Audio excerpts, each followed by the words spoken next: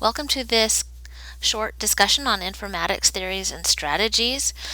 Um, in terms of theories, a lot of times what people try to do is to take a concept and then translate that into something that they can share and use in unique situations. And so one of the key theories that you'll find in the field of informatics is called DIKW, or Data, Information, Knowledge, and Wisdom. And basically what this theory does is it tries to show how we progress in using the data that we collect and the different levels that we use that on. And so data are considered to be the raw facts collected as part of the normal functioning of a running clinic, hospital, or maybe a program. And so we start off with these individual data pieces, where it might be data for an individual patient visit, it might be information for a hospitalization, and each one of those little pieces of information that we have, every single blood pressure measurement or blood draw, all of that is the data. Information then is processing that data and turning it into results that can be useful to decision makers. And so we take that data, we process it in a structured way, and then we can use that information later. And the way we use that information is where we turn that information into knowledge. And so we use that information, let me draw my little arrow, to explain maybe a problem or a situation. And so the knowledge then puts that information in context so that we can use that information in a way that we can make decisions, like key stakeholders can make decisions.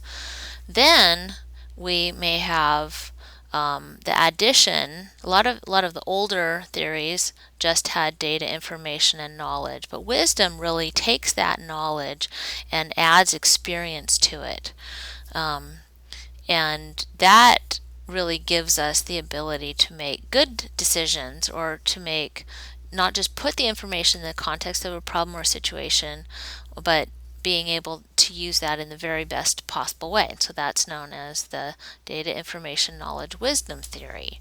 So before we move on to the next topic, I just want to take a moment and define informatics, because that's what this topic is, in the public health School of Public Health ASPPH definition of what they consider to be informatics. And the way they define that is that informatics translates raw data, so on this level right here, into information.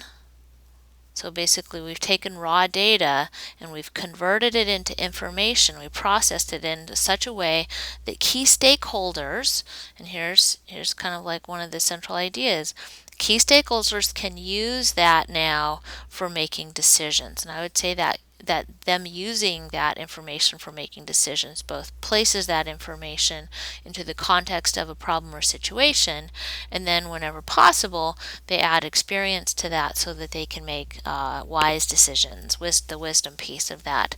And so the making decisions part is this the knowledge and the wisdom piece of that.